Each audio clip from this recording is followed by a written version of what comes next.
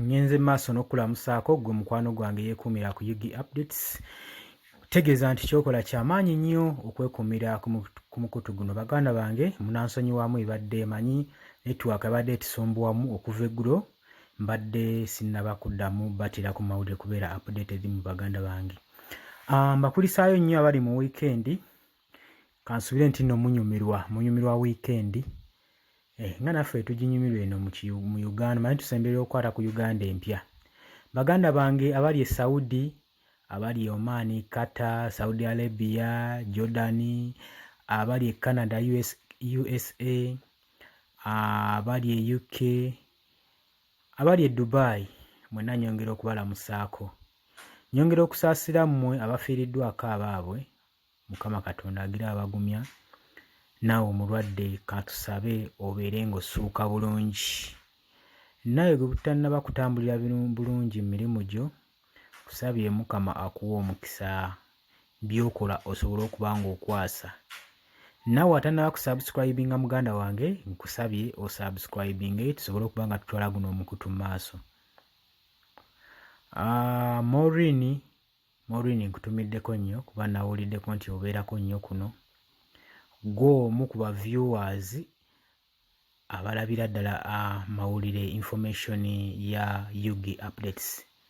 Nkulamusizzaako nnyo, nkutegeeza nti kyokola kyamaanyi nnyo okwekuumira ku mayengo g'omukutu guno ogwa Yugi Updates.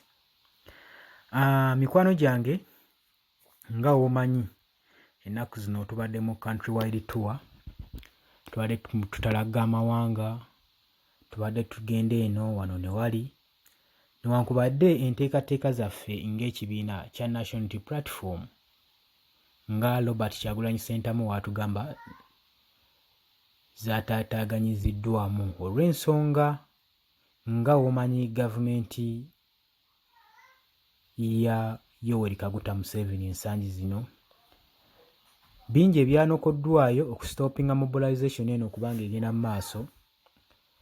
Naye nkutegeeza muganda wange ebyo byonna byonna tebitukanga, tugenda kusigala nga tugenda ne struggle mu maaso. Nga mukwano gwange tuze tubanokaanya ku mikutu egitali gimu.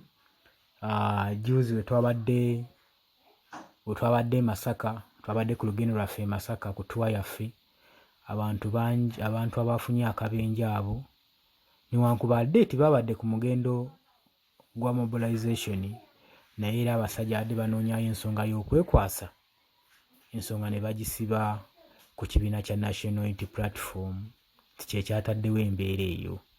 Kale muganda wange ebyo naawe obiwulira tebikumalangamu maanyi, ffe tugasigala tugenda mu maaso,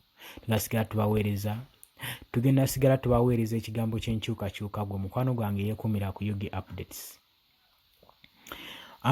Ekindeese leero nga nyina ensonga gye njagala mutegeere okusinziira ku pulezidenti waffe Robert Kyagulanyi Ssentamu we yavaayo n'adikirayinga luli eri we yali emukono, we yali ku tuwa ye ku mobilization emukono.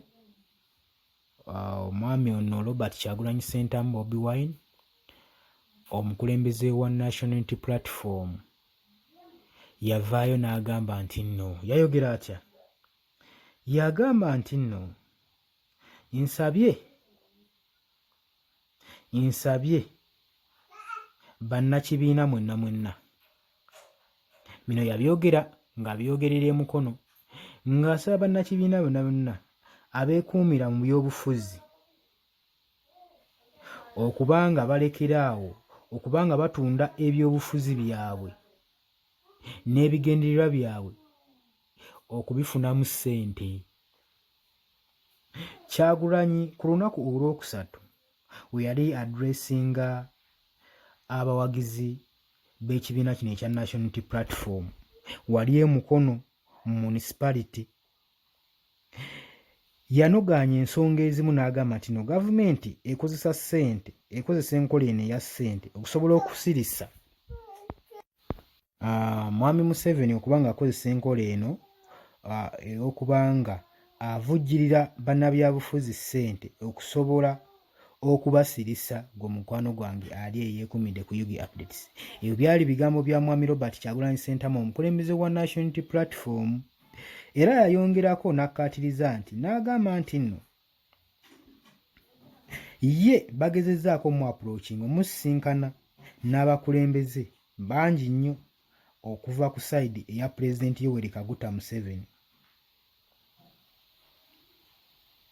Bagezezzaako nnyo omusisinkana nga ekigendererwa kyabwe baagala asitoopinge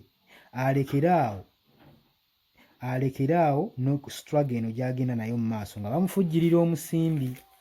Ebyo mwami Robert Kyagulanyi Ssentamu yabitugamba ng'adressinga bannamukono wali mu mukono municipality. Abasinga muyinza okuba temwabitegeera, muyinza okuba temwabiwulira, naye byali bigambo.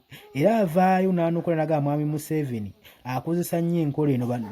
Bannabyabufuzi bangi nnyo bakozesezza mu nkola eno, basudde ebyobufuzi bwabwe, asudde ebyobufuzi bwabwe ng'akozesa ssente okusobola okubasuula ne bafuuka ba victim mu nsonga eyo. Naye ng'ekyo kyonna kiva ku ki? Kiva kwagala kutunda biruubirirwa bye ebyobufuzi n'obifunamu ssente, nga bwe tulabye abakulembeze abamu we bakola. Agamba enfunda nnyingi bagezezzaako mmutuukirira ne ssente nga baagala enkola eno ya struggle asobole okuba ng'agirekeraawo. Era ye agamba yagamba nti ayongera okujjukiza Pulezidenti Yoweri Kaguta Museveni ne ttiimu ye nti bazanyira ku muntu mukyamu. Ye ne banaakola batya tajja kyukakyuka, kubanga agamba nti ye omusaayi gwe kati n'ow'ogusala kati gulimu people power, yajjula omwoyo gw'abantu. Ye afokasinze n'ebirungi eby'omu maaso eby'abantu bye balindiridde okufuna n'okusinga guno omusimbi gwavujjulira bannabyabufuzi okusobola okubasirisa. Ebyo byabadde bigambo bya mwami Robert Kyagulanyi Ssentamu, omukulembeze wa National Unity Platform amanyikiddwa nga Bobi Wine.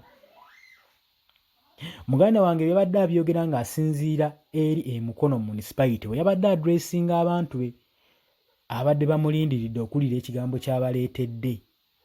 So n'abawa obubaka n'agamba abakulembeze bangi bazze bagwa bagudde mu katego ka mwami Museveni, abafujjirira omusimbi mungi ne gubawugula ne gubajja ku mulamwa, ne beerabira nti nno ebirungi biri mu maaso, ne beerabira eddembe ly'e Munnayuganda, ne beerabira nti nno nabo Bannayuganda nti ebitunyigiriza kati nabo mu maaso bijja tuuka bibanyigiriza, babinyigiriza abaana baabwe.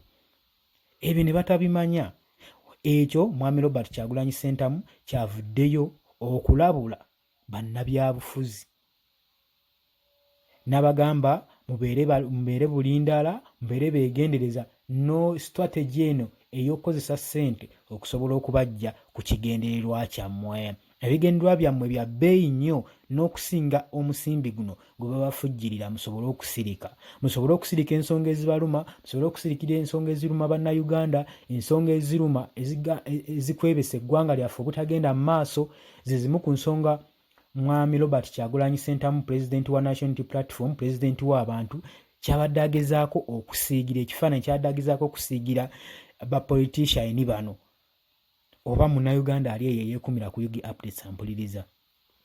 Habula nkutegeeza mukwano gwange gw'atandika kusubscribinga, genda amaaso n'okusubscribingako tusobole okuba nga tunyweza channel eno, esobole okuba nga egenda mu maaso, esobole okuba nga etuusaako information bingi mu maaso bye tuba twagala obbaweereza, bye tutasobola bbaweereza olw'ensonga nti channel tennakula bulungi. Naye tugezeeko nnyo gikuza, tusobole okuba nga buli kimu tukibaleetera. Tusobole okuba nga tubaleetera ensonga nga ye muzaagala. Naye kati saa zino tuba tugezaako kubanga tukuliyetinga channel eno esobole okuba nga egenda ekola n'okubatuusaako information mu ngeri ng'eno. Nkiwa mujja tugumiikiriza tusigale nga tukyabaweereza mu ngeri ng'eno, naye mudda tugenda kuba nga tu-improvisinga mu baganda bange abali eyo. Mbaagala nnyo, kambagalize weekend ennungi. Mwebale kwekumira ku Yugi Updates. Teweerabira ku sharinga, commentinga, ku likinga. Gwe muganda wange yeekumira ku Yugi Updates. Mbaagala nnyo. Bwe tuba nga tulinamu ensobi tekigana kujja ku comment n'okommentingako, tujja kuba tusobola okuba nga tugenda mu maaso. Kubanga mwe betuweereza. Mwe betuweereza amawulire gaffe, mwe abagawuliriza. Nkiwa mugawuliriza n'okusinga ffe abagoogera. so ffe ensobi nnyingi ze tukoleramu oluusi tetuzimanya, nekiba kirungi n'okomentingako. Nkwagala nnyo muganda wange gwe yeekumidde ku Yugi Updates, kugamba okola kyamaanyi nnyo naye tuweerabira ku subscribinga ng'omuganda wange ali eyo. Weebale nnyo.